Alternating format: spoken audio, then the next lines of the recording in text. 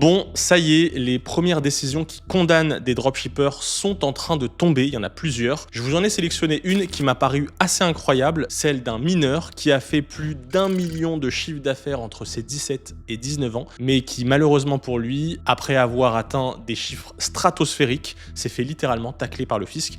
Et le redressement ici est très violent, vous allez le voir. Mais c'est pas tout, car dans la foulée, il a également entraîné ses parents dans sa chute, qui ont été également condamnés avec lui. Du coup, aujourd'hui, je vais pas vous parler d'une seule décision, mais bien de deux décisions, celle du fils et celle des parents. On est donc ici, au sens propre du terme, sur une double peine. Soyez attentifs, ça vaut votre attention.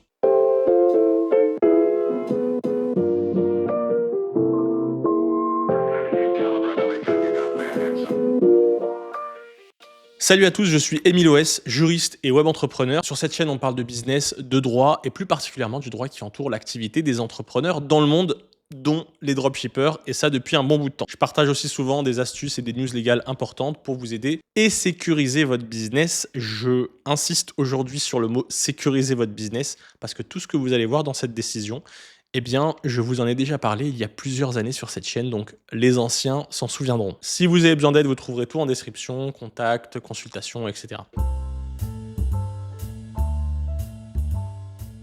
Cette histoire est tirée d'une décision du tribunal administratif de Lyon du 25 novembre 2025. Que dis-je? Pas d'une, mais deux décisions le même jour, et elles concernent Monsieur A et ses parents.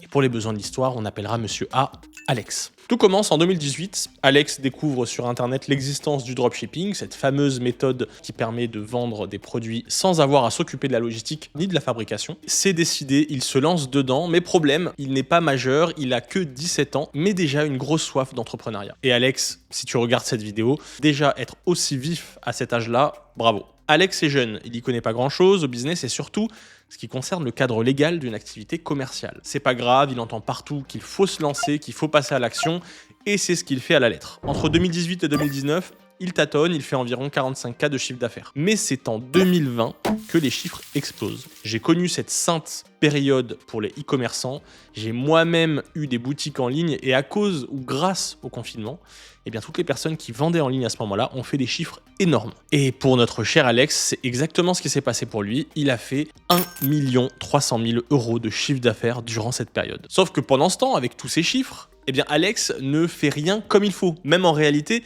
il ne fait rien du tout. C'est-à-dire qu'il encaisse tout avec ses comptes personnels et ceux de sa mère également. Il ne se déclare pas, il ne tient aucune comptabilité, il ne paye aucun impôt, ne collecte aucune TVA. Bref, Alex semble complètement dépassé par ce qui lui arrive. Et là, évidemment, qu'on doit se dire, mais pourquoi avoir tout fait n'importe comment ? Pourquoi gâcher en fait tout ce succès en se mettant dans une telle situation à risque? Faut dire qu'encaisser exactement 1 317 271 € de chiffre d'affaires, parce que oui, on a le chiffre, tout ça à l'âge de 18 ans, je pense qu'il y a de quoi être perturbé. Déjà, si t'as 50 balles en argent de poche, t'es content. Alors là, ton cerveau y vrille. Je pense qu'à ce moment-là, c'est même toute la famille en fait qui est choquée de ce qui leur arrive. Je ne connais pas la situation financière de la famille à ce moment-là, mais c'est sûr que les parents ont dû se dire mais on a mis au monde une machine à cash là. Sauf que bien sûr, entre-temps, pendant que chez lui ça fait la fête, eh bien les voyants rouges s'allument dans les bureaux de la direction des finances publiques d'Auvergne-Rhône-Alpes. Si vous avez regardé ma vidéo sur les 7 éléments qui déclenchent un contrôle fiscal, eh bien vous savez très bien ce qui s'est passé à ce moment-là dans ces bureaux-là. D'ailleurs, si ça vous intéresse, je vous mettrai la vidéo en haut à droite. En gros, il y a eu un changement radical des revenus au niveau du foyer fiscal, mais pas au niveau déclaratif. Parce que, pour information, toutes les banques communiquent vos relevés de manière automatique à l'administration fiscale. Et quand les algorithmes de l'administration ont vu que d'un coup, il y avait des augmentations de chiffres qui rentraient et qui sortaient des comptes en banque de la famille, eh bien, ils ont été immédiatement alertés. Et c'est là que la descente aux enfers a commencé. Alors concrètement, qu'est-ce qui se passe quand l'administration débarque? Il faut bien comprendre que la famille a subi une double lame, une attaque sur deux fronts simultanés. Déjà, premier front, les parents. Comme le fils était mineur et qu'il était encore sur le foyer fiscal des parents et que l'argent circulait sur les différents comptes en banque de la famille, eh bien, eux, ils se sont pris ce qu'on appelle un ESPF, examen de situation fiscale personnelle. C'est l'arme la plus intrusive du fisc. L'inspecteur ne regarde pas juste une entreprise, il regarde tout. Il épluche les comptes bancaires personnels, les relevés, les dépenses, le train de vie, avec qui tu couches, Non, je rigole. Mais je pense à ça pourquoi? Parce qu'il y avait une fois une histoire où, à cause d'un contrôle fiscal, eh bien, on avait pu découvrir que le mari trompait sa femme en regardant les relevés de comptes bancaires. Voilà. Bon.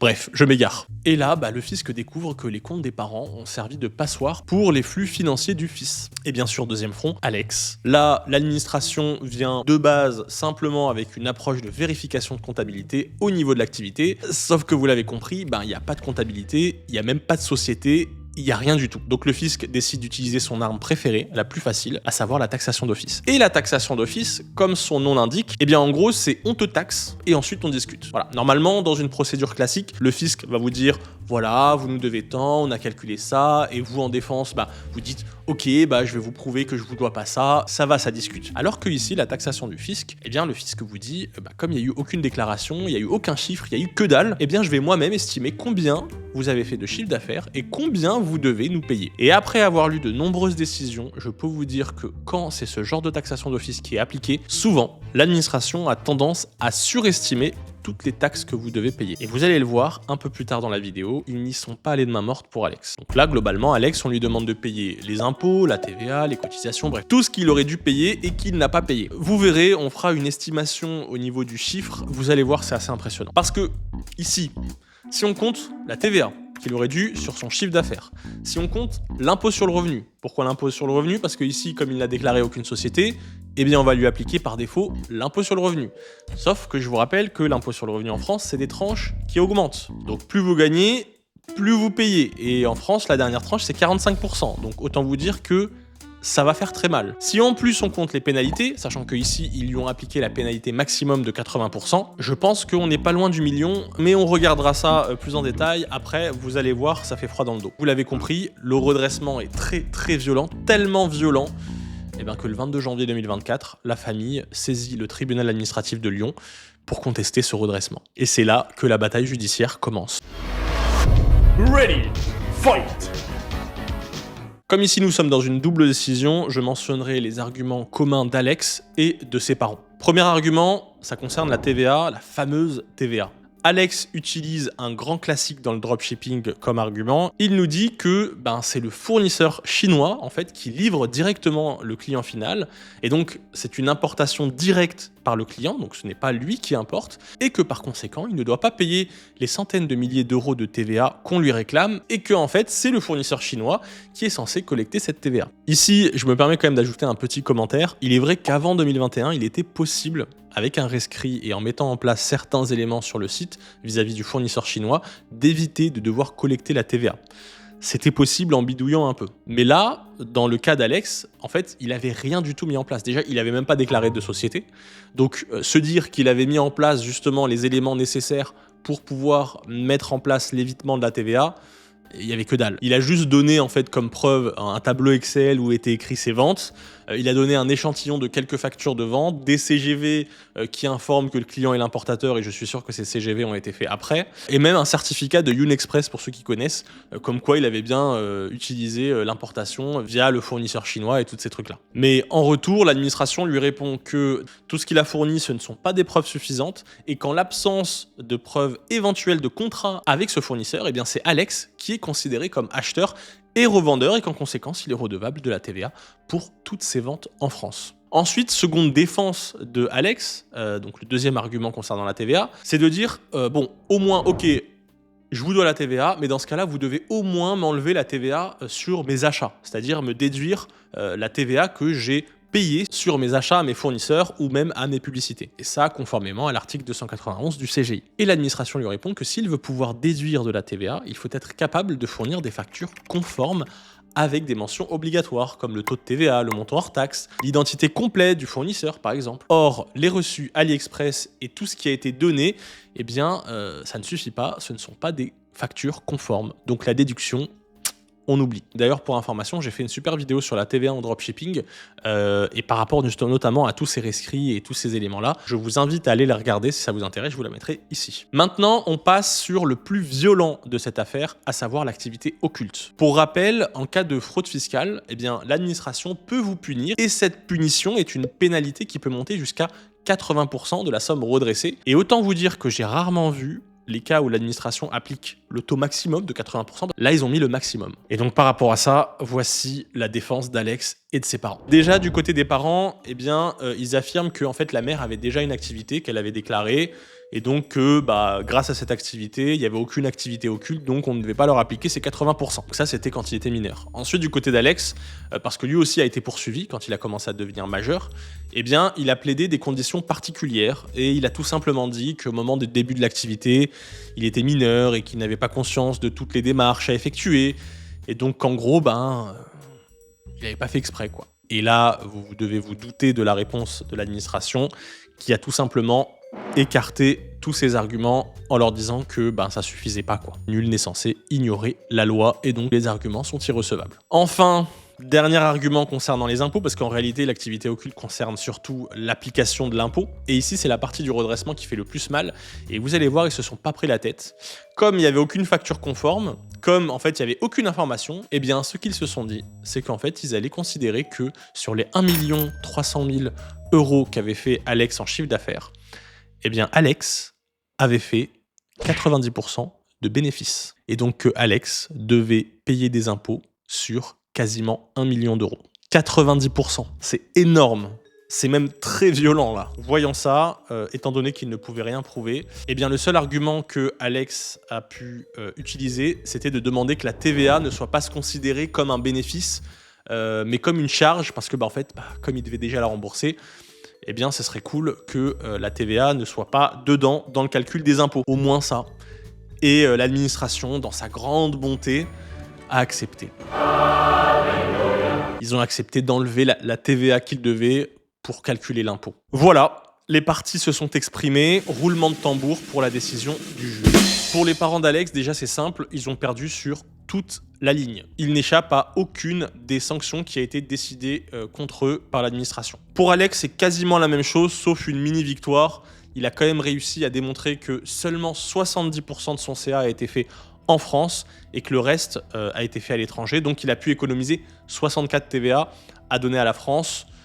Vu les sommes, c'est pas énorme, mais c'est toujours ça. Mais de toute façon, même s'il les devait pas à la France, en vrai, il les devait ailleurs quand même. Donc bon, je dis ça, je dis rien. Maintenant qu'on connaît un petit peu plus les chiffres, qu'on sait un petit peu ce qu'il a pu économiser ou pas, passons au calcul et faisons cette fameuse estimation du redressement. Et là, écoutez bien. Alors déjà, je vais arrondir volontairement pour faciliter le calcul. On sait qu'il a fait environ 1,300 millions d'euros de chiffre d'affaires. Et donc, concernant la TVA, si on enlève la partie du CA qui a été fait à l'étranger, eh bien, on obtient à peu près 200 000 € de TVA à payer à l'État. Ensuite, on va ajouter évidemment une punition, la fameuse pénalité des 80% sur ces 200 000 €.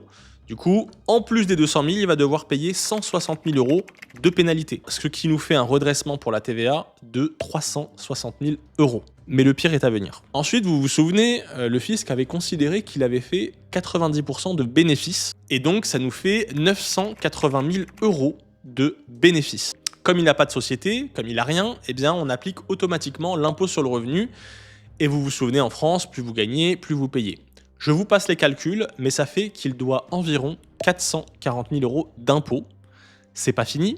Encore une fois, on ajoute la pénalité de 80%, ce qui nous fait une pénalité d'environ 350 000 €, avec au total, rien que pour l'impôt, un redressement de 790 000 €. Donc au final, on additionne les 360 000 € pour la TVA, plus les 790 000 € pour l'impôt. Ça nous fait au total un redressement de 1 150 000 € qu'il doit à l'État. C'est stratosphérique. Honnêtement, quand j'ai lu la décision, j'ai halluciné. Parce que déjà, faire un bénéfice en dropshipping de 30%, c'est incroyable. 20%, c'est bien, honnêtement. Il y en a, ils font 10%, c'est super. Là, on lui a appliqué un impôt sur 90% de bénéfices, c'est impossible. Mais ils s'en foutent. Donc honnêtement, c'est violent. Là, franchement, c'est, honnêtement, j'ai pas les mots en fait. Et en fait, ce qui est fou avec cette histoire, c'est qu'elle résonne directement avec l'histoire de ma chaîne YouTube. Pour ceux qui ne le savent pas, à la même époque que Alex, en fait, j'ai arrêté mon travail de juriste pendant un petit moment pour tester le e-commerce pendant 2 ans. Il s'avère que ça a super bien marché pour moi.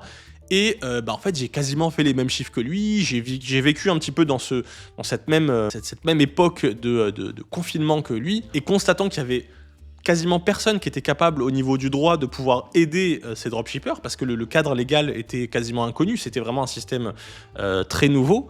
Et bien moi, ayant eu l'expérience, j'ai décidé de me spécialiser là-dedans et de pouvoir aider les dropshippers à mieux comprendre le cadre légal de leur activité. Et donc c'est pour ça que j'ai lancé ma chaîne YouTube en fait à l'origine, et surtout pour la TVA. Par la suite, dans la foulée, j'ai pu intervenir dans des formations justement pour expliquer le droit, et notamment la première formation où je suis intervenu pour aider les dropshippers, et bien c'était la formation de Yomi Denzel et de Cédric Jacot, son associé. C'était dans la formation e-com pro, et après j'en ai fait d'autres. Et tout ce qui s'est passé dans cette décision, et notamment au niveau de la TVA et plein d'autres choses comme ça, et bien déjà à l'époque, j'ai alerté mes élèves, mes clients, pour leur expliquer quels étaient les risques qu'il fallait faire ou ne pas faire. Et donc voir aujourd'hui, après 5 ans, une décision comme ça, honnêtement, ça me touche. J'ai de la peine pour ce gars qui doit avoir à peine 20 ans et qui commence sa vie avec une dette gigantesque. Enfin, c'est énorme. Déjà, même quand on fait un crédit pour acheter un appart, on s'endette sur 20-30 ans peut-être. Et lui, il commence avec 1 million, il a à peine 20 ans, quoi. Donc quand je vous dis dans chacune de mes vidéos depuis toutes ces années, abonnez-vous pour optimiser et sécuriser votre business, c'est pas des conneries. Surtout le mot sécuriser. En tout cas, quoi qu'il en soit, le business continue. La réglementation aussi autour du e-commerce, l'importation, etc. continue. On en a encore une nouvelle qui arrive en 2026. J'ai fait d'ailleurs une vidéo il n'y a pas longtemps pour vous l'expliquer. Vous trouverez, je vous la mettrai ici. J'ai prévu de faire une masterclass pour pouvoir vous expliquer tout ce qui va se passer. Vous trouverez le formulaire en description. Sur ce, pensez à liker et à booster. Nouvelle fonctionnalité YouTube. Abonnez-vous, évidemment. Et si vous avez besoin d'aide pour votre activité, pour votre expatriation, pour votre structuration internationale, eh bien, vous trouverez tout en description. J'espère que cette vidéo vous aura plu. Je vous souhaite à tous un joyeux Noël, un bon business évidemment, et on se retrouve dans une prochaine vidéo. Allez, ciao!